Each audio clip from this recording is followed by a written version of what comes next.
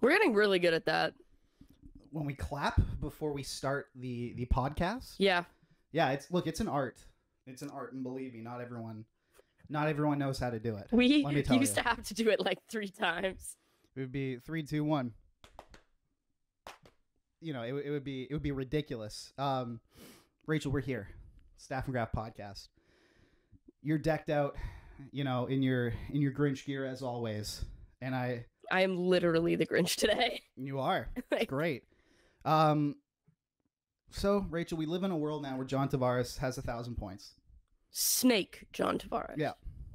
Noted. And listen, I know that this point has been ballyhooed, if you will, since it happened. What is ballyhooed? It's like, you know, like shouted from the rooftops, driven into the ground, all that. Okay. But the fact that John shouted Tavares from the top of Mount Crumpet. Exactly. Exactly. There are going to be so many Grinch references on the show today. You ever seen that tweet where it's like guy who's only watched The Boss Baby, and then it's the guy. This movie has a lot of Boss Baby vibes going on here. That's you with the Grinch. It's like you with everything in life. It's like a lot of Grinch vibes going on here. So I've been like every December I have that picture of me that's been photoshopped to make me do the Grinch, and I usually make it my Twitter photo. Decided not to this year because I was like, you know, maybe I won't be as Grinchy this year. Turns out I might be more Grinchy. Yeah. There are Grinch things like this is the Grinch cave. There's some people whose like Christmas trees I want to steal this year, that's for sure. But we'll save that to the naughty list. Correct. Episode, which will be coming out next week. It's our favorite holiday tradition. That I don't even think we skipped a year when you were in Vancouver for that. I think we still. No, you did it with Jesse. Did I do it only with Jesse? Oh, I thought I did. I thought I'd done all of them with you. Well, either way, that's fun. But yeah, John Tavares. I know this point has been ballyhooed forever, Rachel. But you did it with me because I was back. Yes, exactly. But John, all of them naughty list. Exactly. But John Tavares going to Long Island as a Leaf, and scoring his 1,000th point is incredible. The fact that he did that to tie the game, and then the Leafs immediately lose in overtime, is probably the most Leaf thing. It is deeply Leafs that has ever happened. Like, if you could distill the Toronto Maple Leafs, at least this era of the Toronto Maple Leafs, into a sequence of events, it's like incredible milestone. Should be great sort of thing to galvanize the entire franchise. Should be an overtime loss, and then immediately lose. Or somehow bump Austin Matthews 4 goals. Tavares both overtime losses. Yeah. There was something else too. It was like somebody's return or whatever that they. Well, it was even and I'll never forget this.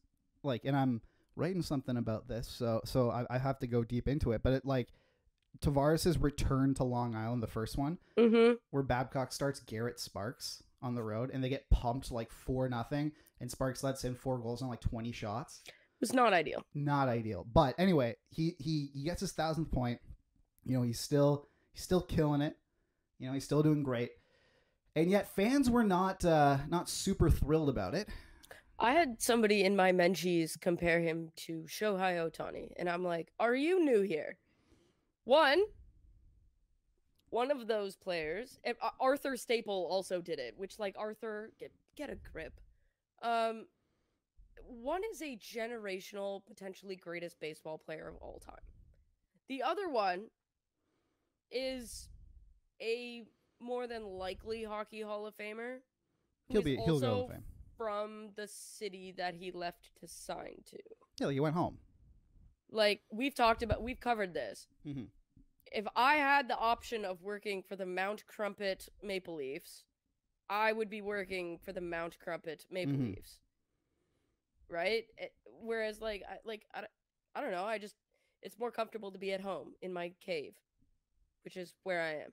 Right? It's one of those things where it's there's just something more inherently more meaningful than playing. He was the captain. Sure, that's fantastic. Great. He's entitled to leave. That's you know what? I get that they want to boo him. I actually don't have a problem with that. Mm-hmm. But comparing him to Sidney Crosby and Shohei Ohtani, would you please get a grip? So I'm gonna go kind of against type here. because I've done a lot of thinking about this. You know, I've He's been plotting. Like, I remember that first season with the "We Don't Need You" girl with the 2 different lips of lipstick. Like, oh my god! And that video that like is literally should be on like a serial killer's manifesto. Just like that video. Like if I saw if I was John Tavares and I watched that video of those like dead-eyed Long Island fans being like, or New York Islanders restraining fans order being like, "We don't need you, John." Like I would be like, I need the police to surround me at all times. Like these people are going to wear my skin as a onesie, like you are. Like it's gonna be crazy. But I think that a lot of people are saying, you know, it's been 5 years. Like get over it. You know what? I don't think they should. I mean, Leaf fans still aren't over the Alfredson thing, and that's been like 20. Like, we have to keep in mind, like what the Islanders were like when John Tavares came. Like the Islanders were like, not only were they just a horrible team, like they were a franchise in complete like they were about desolation, to move, basically. Like they were owned by like a huckster, like a scammer. Yeah. And their arena was falling apart.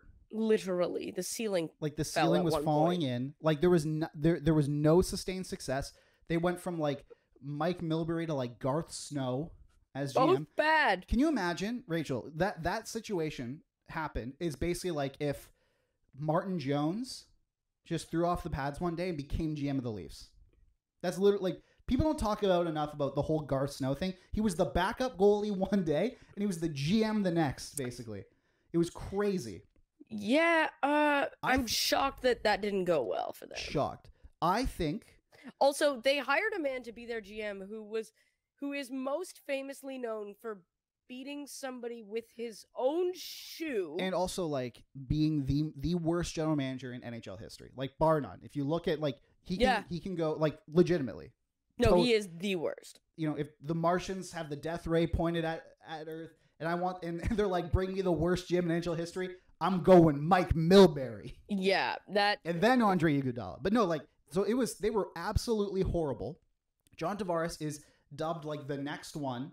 You know, like he was on that. He's had an incredible Hall of Fame 1,000 point. He's one of 100. He's the 98th player in NHL history to get 1,000 points. That's incredible. He was pretty good. Dubbed like the next one. He comes in. He succeeds. He does well. He becomes captain. He scores like the OT winner to give him their first series victory. You know, in however many years. It's basically like snapping. And he did the same thing with the Leafs, right? Like snap. And then during that season, he also says like he wants to stay. All that kind of stuff. You know, it makes it seem like he's going to stay. He doesn't want to get traded. So they acquiesce to that. And then he leaves. And I don't think, and like it's totally within his right. Worked out great for the Leafs that he did. Worked out great for the Islanders that he did. I know, like they're complaining as if like they went down a spot. They made 2 straight conference finals. Yeah, like how are you upset? Arguably, him leaving allowed you to do other things. Yeah. Like I don't even, and that's the thing. You would have paid him like $12 million a year. Yeah, like think about what they would them or the Sharks who would have had to have paid $13 million. Yeah, $13 million to have this guy. Would have cap strapped you. You should be happy he left. He was not signing with you guys for $11 million. Like I don't know what like fantasy land you're living in, but you are there like all on your own. You are in Whoville and like I don't even know what you think's happening there, but that's not what was gonna happen. Rachel, I swear to God, if you make another it's happening. At least I swear to God. What are you? You are that tweet. I'm not gonna do anything, but you are that tweet. You're a lot of boss baby vibes here. So, do Islanders fans hate John Tavares, double hate him, or loathe him entirely? I think they loathe him entirely, but like, and I think that it's a little unhinged. But I'm saying it's a tad unhinged. But I'm also saying, like, I think that we can agree that this is unhinged. There's like a picture of Tavares walking, so stupid, walking like to the ice and you know, at a UBS arena, like you can walk through when the opposing team players walk through the ice. There are fans on either side that can see him. One guy took a picture of Tavares walking, and he's just flipping him off like this. Like, I'm not sure if you've seen that crazy stuff. However, I will say it's fandom. If this exact situation happened to the Leafs, if it happens with Austin Matthews, he's done. I mean, fans are ready to just like send Mitch Marner out onto the ice and just let them float somewhere else. Like, you know, if this happened to the Leafs, I think Austin Matthews is even like a higher level of that, just because like he is in that conversation. Well, he won a Hart Trophy. He won a Hart Trophy. He won like multiple Rockets. Yeah, you know, all that kind of stuff. But arguably the best player in franchise history in terms of talent. For Matthews, he is the best player in franchise history. Like, I think we can just put that to bed. Like, if he's the most talented player in franchise history. And but like, until you've won anything, you're not the best. Okay, well, Sundin didn't win anything. He's also not the best player in franchise history. That's Dave Keon. Yeah, that's true. Okay. Well, who absolutely did win things. Yes, who did win things. But if this happened in Toronto, Leafs fans would be just as, if not more, unhinged than Islanders fans are. Oh, absolutely. Like, without a doubt. Like, fans were like really pissed at like Ryan O'Reilly. Yeah. When he came back. The guy played like 20 total games. I don't mind the booing. It was just like, I think people are like, hey, but it's been 5 years, like, relax. But no. Okay, so here's the difference. It's like Leafs fans boo Alfredson because he mocked Sundin. But when he was introduced and going into the Hall of Fame, they cheered him. I think in this situation, like when John Tavares gets 1,000 points and the organization believes it's important enough to recognize him, you take your 15 seconds and you applaud because the majority of those points came with the Islanders. They did. And then you can go right back to booing. Yeah, then the next time he touches the puck, you boo him. You go back to booing. Like, I think there's that part I didn't like because I think that's what you see. Like, I think, like, with Matt Sundin, for example, when he came back, they booed him when he touched the puck. Yeah, of course. But then it was also the loudest standing and longest standing ovation in franchise history when they thanked him. Yes. So it's like one of those things where it's like, we're going to recognize your accomplishments. But like in the middle of the game, like you are the enemy. You're the enemy. Yeah, exactly. But when we're recognizing you between overtime and the end of regulation, you can clap for 15 seconds. Exactly. Like, you do not have to be a typical piece of crap. And that's where I think that was kind of the difference. Mm-hmm. And that is, I mean, I don't have any issue saying it. That's the difference between class and no class. Like, damn. That's people are gonna say, but this is New York. We're a different breed out here in the Bronx. Yeah, they're also a bunch of fake Italians. Like, hey. I've seen like Tommy DeVito's family. I was gonna say Tommy DeVito's not fake Italian. That's as real as it comes. No, because if he was in Sicily, they'd be like, "Who the hell are you?" Like, just let them have their fun. Oh, I love Tommy. He's literally like a Sopranos character come to life. I love it. There's a difference between an Italian and a New York Italian. Trust me, I've been to Italy. Yes. And I have. You've lived in New York or New Jersey. I've lived in New York. There is a difference between like the New Jersey, New York Italians act more Italian than the actual Italians. Mm-hmm. It's kind of. You know what wild. the difference is? I can distill it into one word. The difference between an Italy Italian and New York Italian, distill into one word. It is, oh, yes. That's the one word, because you will never see a Sicilian or a Roman, anyone. Going that. But I was in Italy for a month last year. I did not see that. A lot of this. But none of this. They're not as loud and boisterous as they are in New York. What's funny is there is a Sopranos episode that's exactly this concept, where they go to Italy to like meet with the head of the family, and like Paulie, the most aggressive guy of the crew, he like cannot fit in because he's just the most like greaser, like, you know, like he's going like, oh, or like, can I get some macaroni and gravy? They're like, what the hell is that? And he's like, spaghetti tomato sauce. And they're like, we eat fish here. Like, what are you? Yeah, exactly. What are you talking? Stuff like that. And it's funny because like I actually like I have quite a few friends that are Sicilian, and they almost like mock the New York Italians because they're like what are we doing? And you know what? It's their thing. Like, you want to be a New York Italian, like that's fine. I think it's highly entertaining. I would love. But do not for a second pretend that you are actual Italian compared to the people in Rome and Sicily. I am not Italian. I cannot make a judgment on that. All I'm saying is, you know, I love both people. Oh, I love both sets for different reasons. Like, I think they're both wildly entertaining. Incredible. Love them. But yeah, like the loud boisterousness, like all Italians are loud, but it just feels like it's like really over the top in and New York. I love it. And Keep it is up. kind of funny. All right, the Blues fired Craig Berube at like midnight. That was a late. That was like Tuesday. Tuesday. Night? That was like a late night news drop. Like I was already asleep. I woke up to that news. Like it was, and the thing is that I can see it, but I was also surprised. Like I was surprised that it happened, but it's definitely not illogical that it happened. Berube was there for 5 years. He won a cup, but he's the reason why owners are meddling in their teams more than ever. Because they were in last place. They were in last place, and then they won the cup, and now owners like that could be us. Exactly. I'm not gonna name them, but we all know who I'm talking about. Are like anything's possible, and it's like no. Yeah. So they fire him, and the explanation from Doug Armstrong is that there wasn't a feeling that something was going to change if we just came in today and went back to work. Now, I don't know if tomorrow is going to be different. I just know one of the things that's being removed from the equation was the head coach. And when you make that change, we're now getting to the center of the hourglass. That's myself, and that's the players. Yeah. So here's the thing, Doug. Mm-hmm. You and the contracts you've handed out might be the problem. Hold on. Just we're going to get there. Oh, okay. We're going to get there. The thing about this is I did not read a single word of prep this morning. Meanwhile, I was going to town on prep. I was too busy putting myself into character. Yeah, you need yes. Not that I need to put myself going into method, character. I am the living. You're method acting. It's crazy. But so I want to run down what the Blues are this season. Okay. Because I think that this firing, it begs a question that I think is important. And the question is, who do the Blues think they are?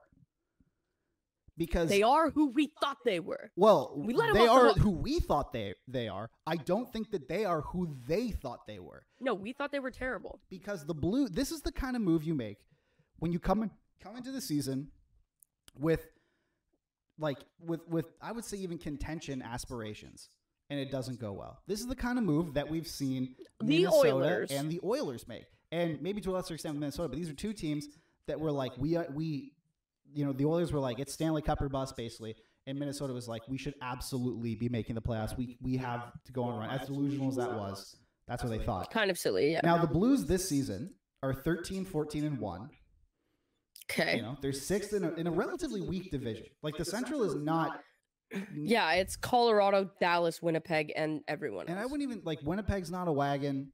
Like, well, now Winnipeg's without Kyle Connor. Yeah, like, Winnipeg's doing well, but I wouldn't consider them a wagon. They're not a cup contender, exactly. But they're decent. They're a playoff team. But, like, other than that, I mean, that's basically it.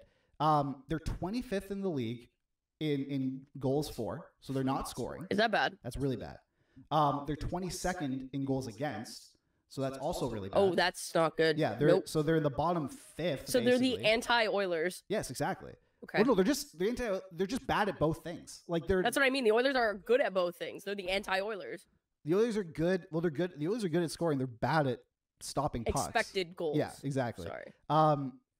So they have a minus 14 goal differential, a below average penalty kill. The average this season for penalty kill is 80 on the dot, like 80. That's not good. And they are 78 point something.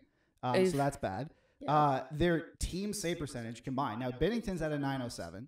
So like that's not horrendous. Not horrendous. Like I was expecting, and I didn't even include him on the bad contracts here. Oh, but he is. He is, but I didn't include him because he was like because he has a positive goal saved above average.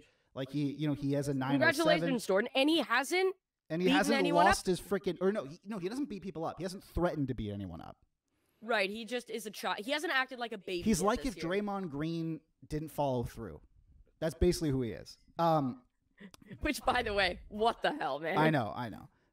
Sometimes I wish we had an NBA podcast just because the stuff is crazy. But the thing, I left this stat out in the prep because I wanted to surprise Rachel, is that what the Saint, we spent an entire episode basically last week talking about how the Pittsburgh Penguins, how we can fix the Penguins power play, how that was their biggest problem. And they've scored 4 power play goals. Jeff Carter broke their power play drought. And then Gensel's got 2, yeah, Sid's got 1. Exactly. But We were talking about how the Penguins had like the worst. That was at 12, right? They were rocking a 12% power play. And we're It was not cute. Oh, the sky is falling. It's terrible. I want to now tell you what the Blues power play is this season. Because no one's talking about it. Well, probably because they don't have 5 Hall of Famers or 4 Hall of Famers on it. And also, I want to say that according to Sport Logic, I believe the Blues are 5th in zone time on the power play. Oh, so they're just passing the puck around. Do you want to know what their power play percentage is? Can I guess? Sure. 8. You are correct. What? They are 8% on the power play this year. Guys, I was 8%. I thought okay. You know when I do these things and I'm like I'm going to go artificially low just for the bit? Yeah. That was what I was doing. You nailed it. They're like 8.67 or something. Yeah, like it is. They're 8%. Bad. Bad for the group. That is like I don't know how that's not. Switch it up. I don't understand how that's not front page news every day. How we're not like how are the Blues? If your power play is less than 15%, jail. If your power play is in single digits, yeah, and we're like 2 weeks out from Christmas. It's not good. That's pretty bad, man. Like pretty bad. That's horrible. Especially with the talent. Like they've got Jordan Kyrou, Robert Thomas, Justin Falk, Torrey Krug, if I'm not mistaken. Well, speaking of those players.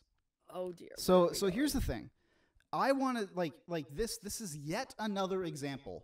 And look, Berube wasn't a perfect coach. But this is yet another example. No, but I thought he was a decent coach. He was fine. Yeah. He's a middle of the pack coach. Yeah. And look, he won a Stanley Cup. He was exactly what they needed at the time. Maybe not anymore, but all the players seem to still like him. Like I don't think that how you can tell when a coach has like lost the room. Absolutely. I don't think that he lost the room. And the players, similar to Edmonton and Minnesota, actually. Yes. I don't think he lost the room. The players were saying the exact same thing. I read Jeremy Rutherford's piece from The Athletic this morning, just talking about like why he was fired, and like he was like, I talked with Torrey Krug like for a long time after morning skate or after practice or morning skate. He was just like, he's like, I didn't even, this was like a day or two before the firing, and Rutherford brought up the possibilities. Like, I didn't even know that was in the conversation. Like, Torrey Krug is like, for as far as I know, he's our coach. Like, I didn't even think that was, we definitely haven't like given up on him. Like, this is, and then a game later, it's gone.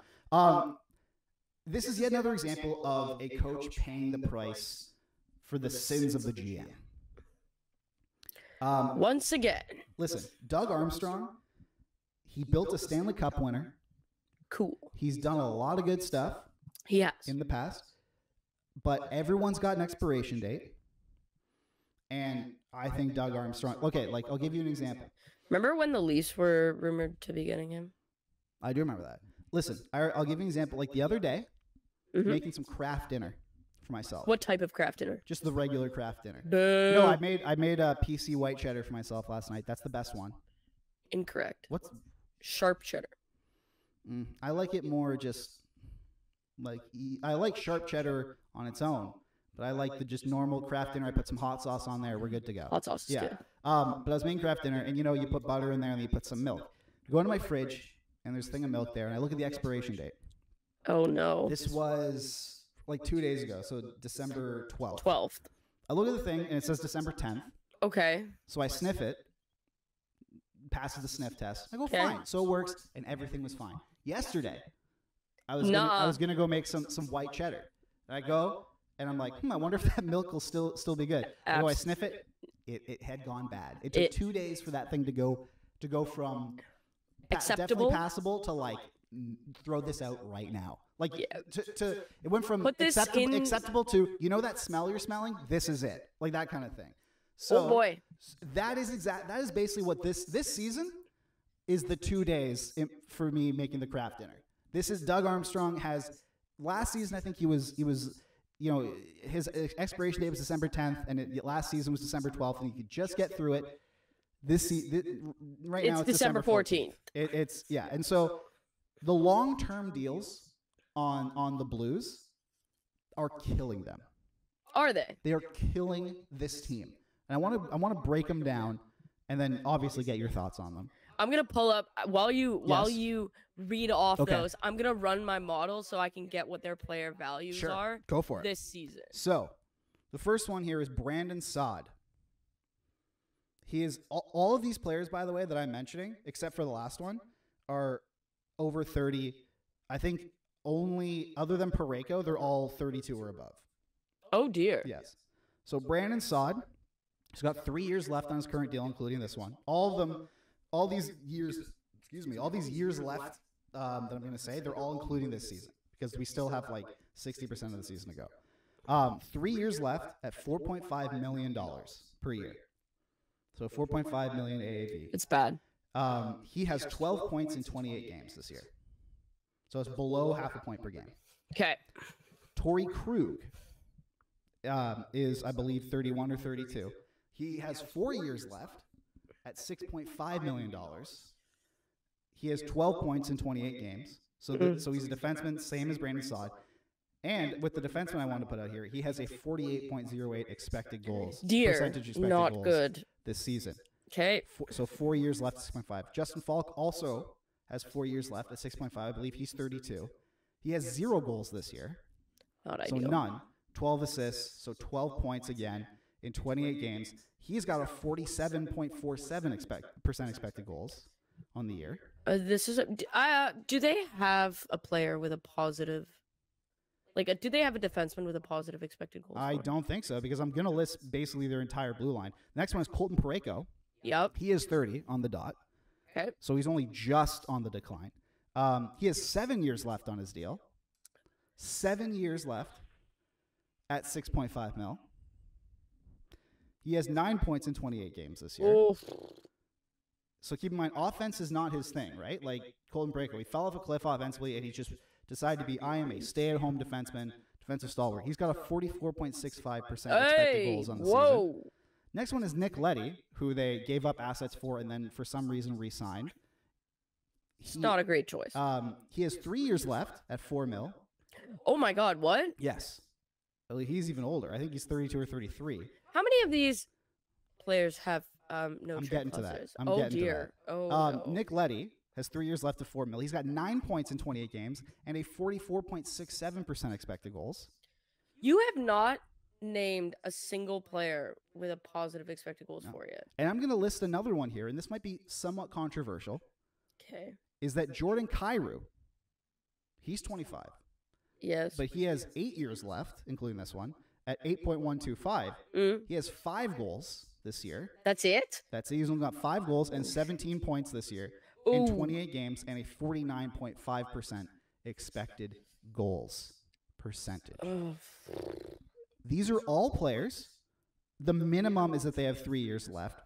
Most of these have 4 to 7. They are all, except for Kyrou, 30 or over. All of them except for Parayko are 32 and over. They all make at least 4 mil. Most of them make 6.5. And let's get to this. 6 of those 6 contracts on their roster have full no trade clauses. Full? Like no modified nothing. 6 have full no trade, and another 4 have modified no trades. Jesus. They have 10 Christ. of the 23 players on their active roster. Might be even less. I'm not sure about cap stuff, but a roster is 23 players. 10 of them have some form of trade protection. And every single one of them, except for I loathe that contract situation. And every single entirely. one of them, except for one, which I believe is Kyrou, it might be someone else, is over 30. Every single one of those players, all 10, so 9 of those 10 players who have either a modified, all 6 who have full no trades are over 30. And 3 of the other 4 who have modifieds, they're over 30. Okay, so by my model, Pavel Buchnevich has been St. Louis's best player, which of course tracks. And he actually is the one below 30 who has a modified no trade. I'll allow it. You can that is fine. It is not entirely fantastic when Oscar Sundqvist is the second best player on your team by my model. On the team? On the team. Not great. Wow. Followed by Braden Shen, Robert Thomas, Jake Neighbors, and then Jordan Kyrou. Which, shout out Jake Neighbors. He actually... Yeah, he's killing it. Good for him, man. Good for him. Yeah, here's the other issue that they're having. By my model, their best defenseman is Marco Scandella. That's now, a problem. I didn't include him because he's a UFA after this year, but he is also making 3.725, and he is 34, I believe. Dear Lord. Well, it is not ideal when you have Justin Falk, Torrey Krug, Nick Leddy, Colton Parayko on your blue line, and Marco Scandella is the best one you've got. It's not great. The amount of term and money committed to older players. And did they not just waive Jakub Vrana? And they just waived Jakub Vrana. Now, to be fair, Vrana is having a nightmare season. Yeah. Like, he is not... Oh, and the Blues aren't?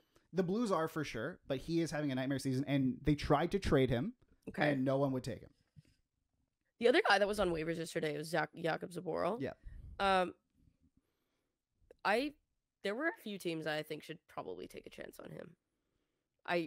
It's a shame that Zboril will always have the stigma of the draft, of being like the guy picked in the middle between like Kyle Connor, Matt Barzal, Thomas Chabot, like all of those guys.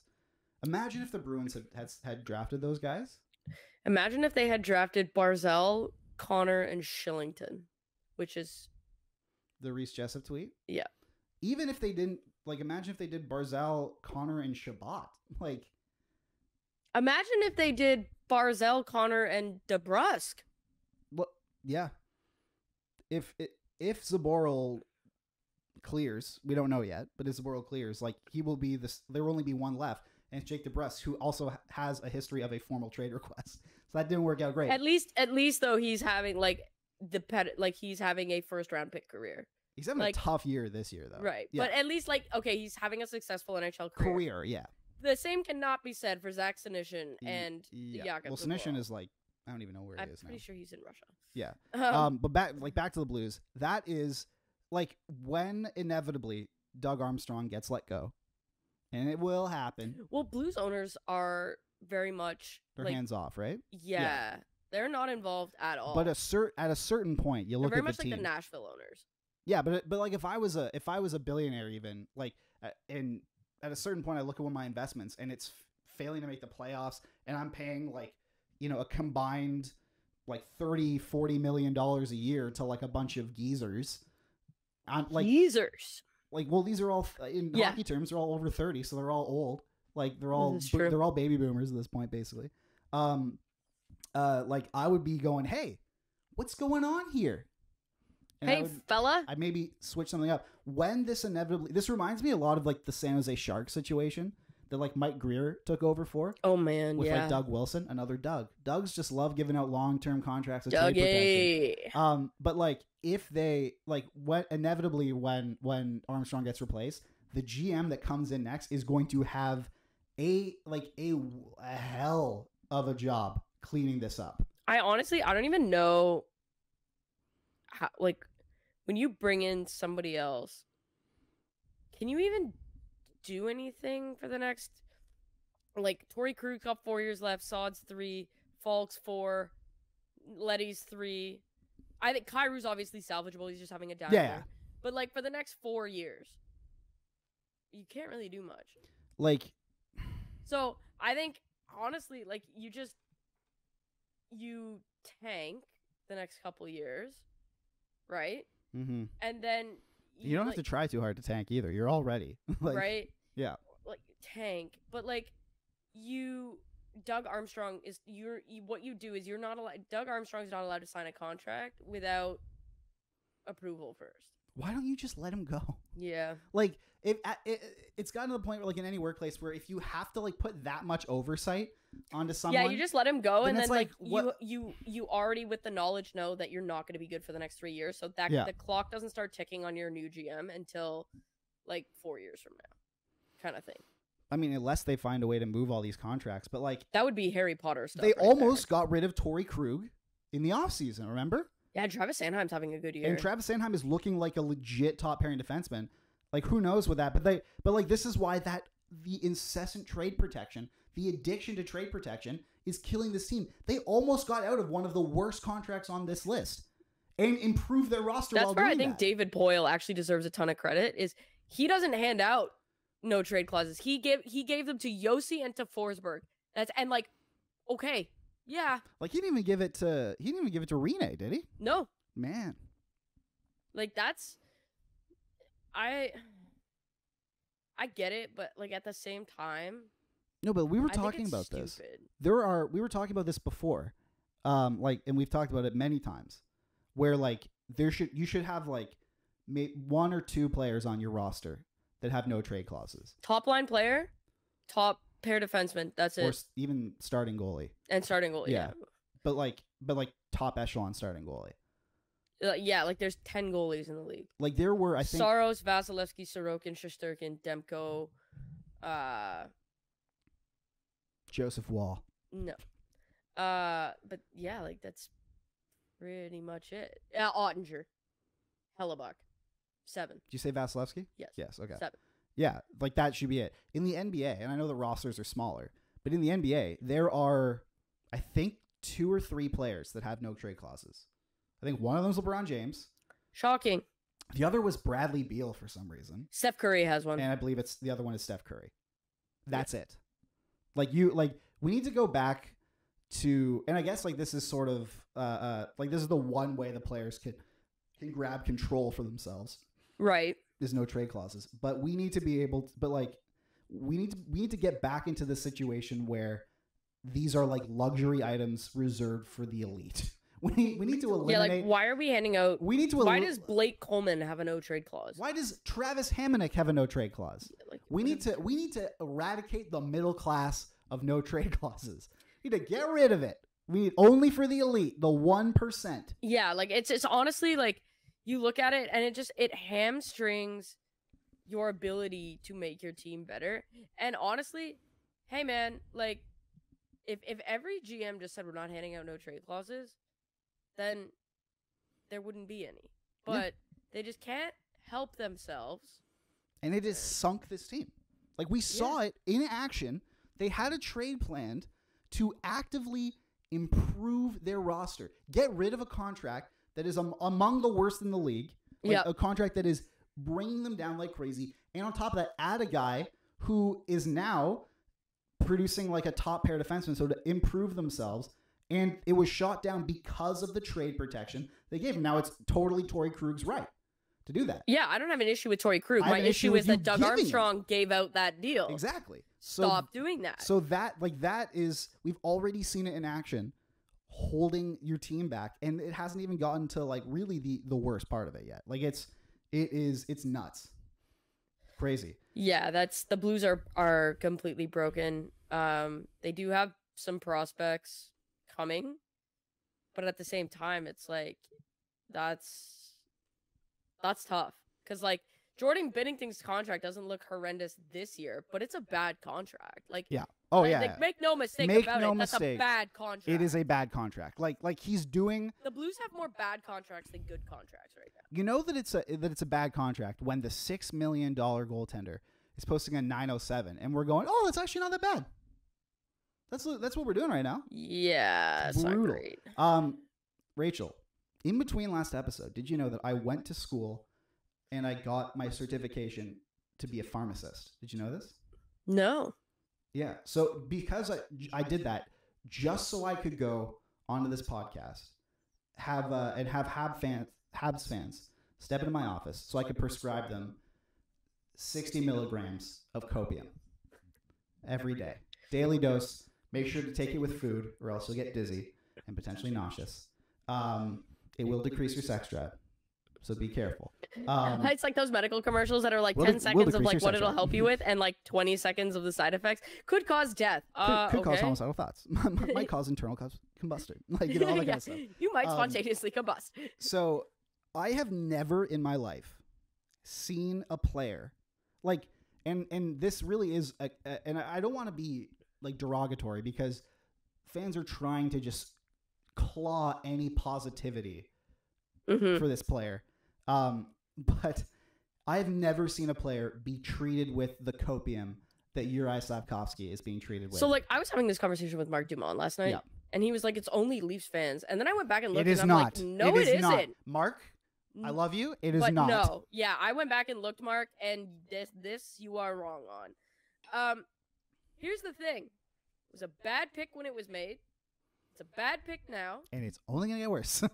and like, I'm sorry, but a first overall pick should have more than 7 points in his second season. Do you know that Austin Matthews scored 80% of Jury Slafkovsky's career goal total in his first game? Okay, that's funny. It's also true. Right, and we knew, like, last year's draft wasn't fantastic. Like, we knew that. But... What do you mean last year's? Like, it didn't have a Matthews, a McDavid Well, in Bedard last year. No. That was this year's draft. I didn't know that we were still considering it this year. Okay. What year is it, Michael? It's 2023. Yeah. When was Connor Bedard drafted? Well, okay. So if you had asked me this question in 16 days... Then it'll be last year's draft. Then it would be. Okay. So I'll wait. Let's wait 2 weeks, and then I'll be correct. No, but like you're right. It didn't have the kingmaker, but it had a lot of really good players up top. Logan Cooley's doing pretty good. Logan Cooley looks pretty good. You know, like dude,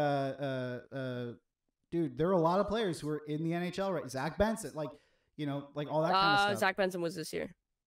Oh man, that's even more impressive. I mean, like even like Matthew Poitras, like Matty Poitras, you know, like stuff like that. Like man, I had to sit there and listen to a scout tell me that Matty Poitras wasn't going to make the NHL. Oh, friggin' Fraser Minton played NHL games this year. You know, like stuff like that. Slafkovsky, Kevin Korchinski. Yeah, Kevin Korchinski's a regular NHLer on the Blackhawks. Dude, like Logan Cooley's killing it. Even Shane Wright, like they're being patient with him now. Simo Nemec has looked pretty good. Yeah, David Jiricek has looked really good. Like all that kind of stuff. Denton Mateychuk has a point in every single game he's played this year. Did you know that? What? That's incredible. Was he not the? He's the Columbus Blue Jackets' second pick of that. He was 12th. I was gonna say like was he not did he not win an award last year? But no, that was a different player. But yeah, so here's the thing: is like you're grasping at straws. Like if he does something incredible, like the shootout goal he scored, it was great, was fantastic. You could celebrate that. Absolutely. Why am I seeing people celebrate him winning a board battle? Okay, so I don't want to call out people, but I have to read Aaron Ward's tweet. Like verbatim. Don't. Shout out Aaron Ward. Listen, no, all due respect. I loved watching you on the panel. All absolutely due respect. And I get what you're trying to do. You're trying to help and appease a fan base here. And also like flex some statistical knowledge. I love it. I get it. But Aaron Ward yesterday, Canadiens fans and TSN 690 Daily Conversation, why Slafkovsky has been noticeably better in the last 5-game segment at 5-on-5. The optics are definitely being supported by the numbers. Definitely. Did you know that Jury Slafkovsky is second in velocity skated max? What is that? Behind only also a guy who's doing so great this season, Josh Anderson. So that's a great, sort of I would say demarcation of success. Oh dear God! And then he's also first in maximum velocity with possession. His also Slafkovsky's recent distance skated with possession above threshold, which is 18 miles per hour, has more than doubled. On top of that, Slav has driven 2/3 of the top line's total distance skated with possession above threshold, and his individual zone entries are even more efficient, up 7% from the season total, or from the season level, against a lot of the top pairing D they face. Yeah, so the thing about distance skated is that it's not an indicator of success. It means that he's having to work harder to accomplish less. So there's that. Do I need to pull up his stats? I mean, you can if you want. Could I run? I'm going to do that because, like, I've had it. This is absurd. Man,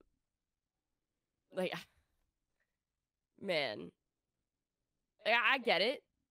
I get it. You want this kid to be successful, that's fine. But just admit it was a bad pick. Like, what are we doing here? He has negative even strength offense, negative even strength defense, negative impact on the power play. Like, I don't get it. Like last year, he was in the 7th percentile of players. This year, he's in the 12th. What So on December 8th. What are we doing? Stop. Again, just play him in the AHL yes, and let him develop. like come on. How have we not done this yet? But again, another great reporter, Eric Engels. Love Eric Engels. But he tweeted, I think it was Eric Engels, tweeted on December 8th, I believe, that Jury Slafkovsky has looked so much noticeably better in his last 3 games. You know, it's looked incredible. And I was like, let's see what those last 3 games were like. He's like, listen, he started off slow, but boy, Jury Slafkovsky, just from the eyes, he looks so much better. He looks like an NHL player. Those 3 games included a game against a 4-0 loss against the LA Kings, a 4-2 loss against, or 4-2 win against the Seattle Kraken, and a Detroit Red Wings 5-4 loss in overtime. Slafkovsky went with 0 goals, 0 assists, for 0 points with 1 shot, 0 goals, 0 assists, 0 points, 0 plus minus, 0 penalty minutes, 1 shot, and then 0 goals, 0 assists, 0 points, -1, 0 penalty minutes, 0 shots.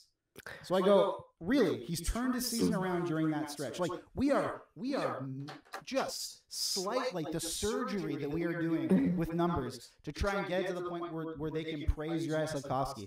I have never seen, and I guess it's a testament to how nice of a guy he is because. And don't get me wrong, I want this kid to succeed. I do too. So but this is nonsense. But we've never seen this before from another prospect. I had to check to make sure I wasn't crazy, so I went on Evolving Hockey. Yeah.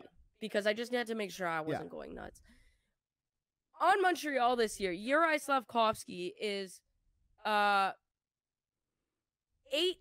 among all skaters in games above replacement and has a negative 0.3 wins above replacement value. He is a negative value player, both offensively and defensively. What the fuck are you talking about? This is nonsense. Dude, this is management's fault at this point. Like Slafkovsky, he can only it's not the kid's fault. It's absolutely not the kid's fault. He can only do so much. But the fact that like you have, what is the point of installing the developmental pipeline? Because they like the Habs have gone. They have Adam Nicholas there, but they've also like they moved their AHL team from, I believe it was Hamilton to Laval, so it's in their backyard. They did the exact same thing basically. The Leafs did with the Marlies.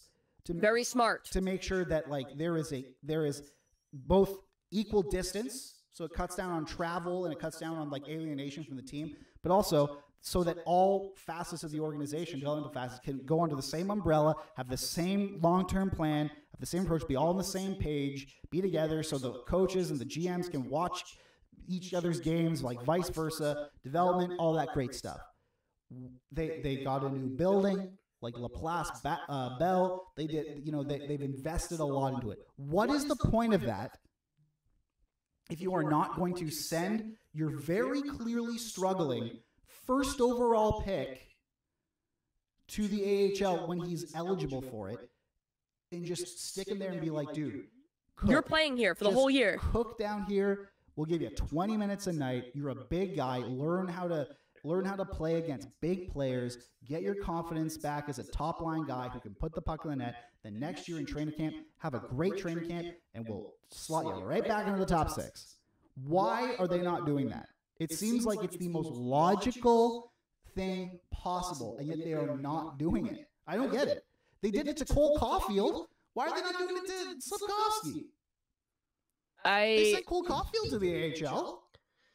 Yeah, so he's okay at 5-on-5. He's 6th in individual expected goals created on his team. But like he's behind Caulfield, Anderson, Monahan, Suzuki, Gallagher. Dude, if you're behind Anderson in anything, like Josh Anderson is having one of the worst NHL seasons we've ever seen this year. Like, dude, what is going on? Like, what is the hesitation? Is there a clause in his contract where it's like, if you send me to the AHL, I'll just go back to Slovakia? Is there a Shohei Ohtani clause where if he gets sent to the AHL, he voids his deal and he can just leave? Like, here's the thing, is like, Should you celebrate developmental steps? Yes. But at the same time, That's not a developmental step. Skating, doing more cardio during a game is not a developmental step. And like, I'm seeing like Habs Twitter grasps there was a board play where he like made a pass on the boards, and I was like, that happens 30 times a game. Dude, like, what are we doing? I've seen Ryan Reeves do Just that. let this kid develop. Stop overanalyzing every single thing he does, because one, not helpful. Two, you look ridiculous. And he has 7 fucking points. And 3, you're setting him up for failure. Yeah, because you're heaping all these expectations on him. Here's the thing. There's a stat from my thesis. Okay. Like, actually academically researched. Okay? First round picks. And I went and looked it up because of Joe Veleno and Michael Rasmussen, who haven't been the stars that people usually think first round picks are. Yes. The reality of the situation is most first round picks make the NHL. But only 8 players are considered above elite, like in the elite star threshold. Now, generally speaking, those players come in the top 10. Here's the thing, though. In a below-average draft, such as the one last year, you can have 4 elite players. I think we've kind of established that Logan Cooley is probably going to be one of them. Zach Benson is knocking on the door there. You know? He's not in that draft. I'm going to shoot you. Okay? Logan Cooley might be the only one, quite frankly. Dude, I think like Korchinski at one point could maybe get there. He looks awful this year. Yeah, but dude, he's playing on an island. Like, he's got nobody. No, but like, even when like there's other Chicago defensemen that don't look that bad. All like right. he's struggling, but he's also young, right? Same thing. But you know what I'm not seeing? What? Chicago Blackhawks fans grasping at straws every single time he does something. Well, I mean, Kevin Korchinski, he skates 19 miles per hour when Mercury's in retrograde. So, I mean, like, look, this is the thing, is just stop. Because here's the thing, is like, Leaf fans are going to get on you, but fans of other organizations are going to get on you when you post crap like this, because you look ridiculous. You look absolutely ridiculous when you do stuff like this. Connor Bedard, the goal Connor Bedard scored against Edmonton was disgusting. It's incredible. I saw that less on my timeline than I did Jury Slafkovsky's shootout goal. Why? Well, it's because fans are just like, they're like, you're grasping at straws. Just let this kid develop. They need to send him to the AHL. He is so clearly not ready for the NHL. It's taken them a year and a half, a full season and a half to realize this. Again, I go back to like, what is the point of investing so much time, money, resources, personnel, everything into a developmental apparatus that's in your backyard if you're not going to use it when it matters the most? Right, which is with your top overall picks. Like, and I say, like, they sent Cole Caulfield down. Yeah, they sent Cole Caulfield down. And he wasn't nearly as bad as Slafkovsky was. He was playing terribly because friggin' Dom Ducharme was telling him to, like, you know, block shots and stuff. Like, it was nonsense. It was crazy. This makes no sense. Also, like, you're not trying to win right now. Yeah. Who cares? Put him in the AHL. Are you going to sell less tickets because Jury Slafkovsky's not in the lineup? No. You're the Montreal freaking Canadiens. Are people going to see Jury Slafkovsky? No. In the year of our Lord 2023? No. Then there is no reason, none, zero, why he's not a Laval Rocket right now. It's this second.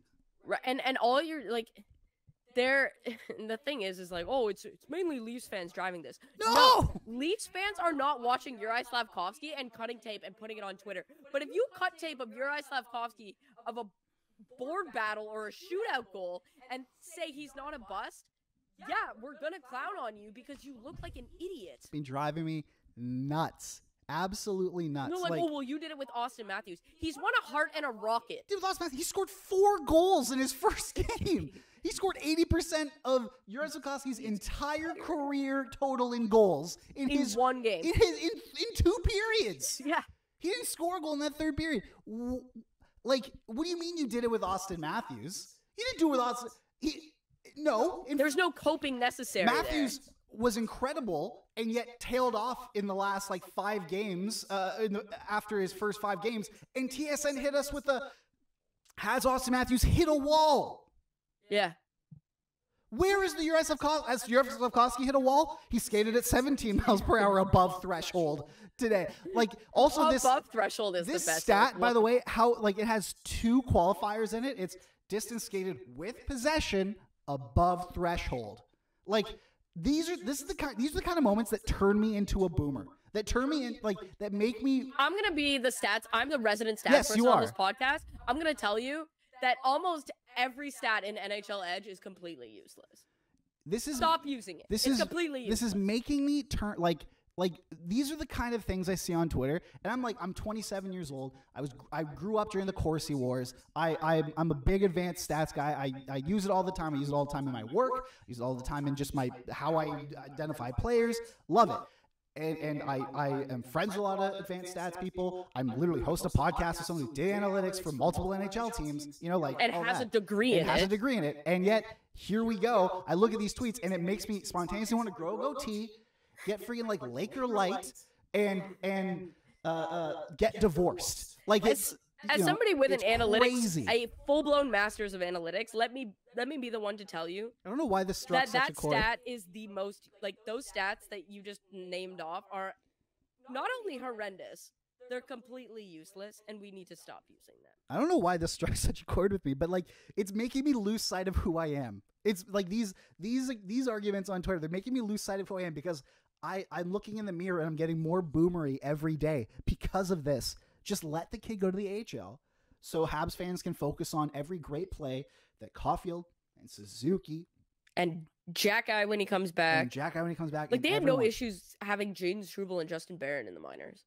I don't get it. What is the point? I seriously, we're going in circles. I want here. this It's kid crazy. to succeed. I do too. So badly because it's Montreal and they heap so much pressure on this kid, right? I want him to succeed so badly. Dude, Put him in the AHL. Your season doesn't matter. Even just from like a biased, like personal perspective, I want to succeed because I bumped into him a bunch in the bowels of the Bell Center. During he's such a nice he's a kid. Nice, affable, like humble, lovely kid with a good family. Like his dad was so happy for him. Like you want him to succeed. And the Habs and to an extent as well, their fans, but I don't want to blame the fans for the decisions of management are setting them up to fail. Right. And honestly, like if you're gonna post videos of him doing like skating above threshold, dude, you're asking to get and board on. battles, you are asking to be clowned on. You are. You're because the first overall pick from the 2023 draft is doing obscene things, and that is what we should be talking about. We needn't to be focusing on a kid with 7 points. You do that stuff. You basically hold a basketball hoop above your head and with say a sign dunk that says, on me. Please dunk. Like it's crazy. Anyway, that's our PSA. We reached the end of the podcast.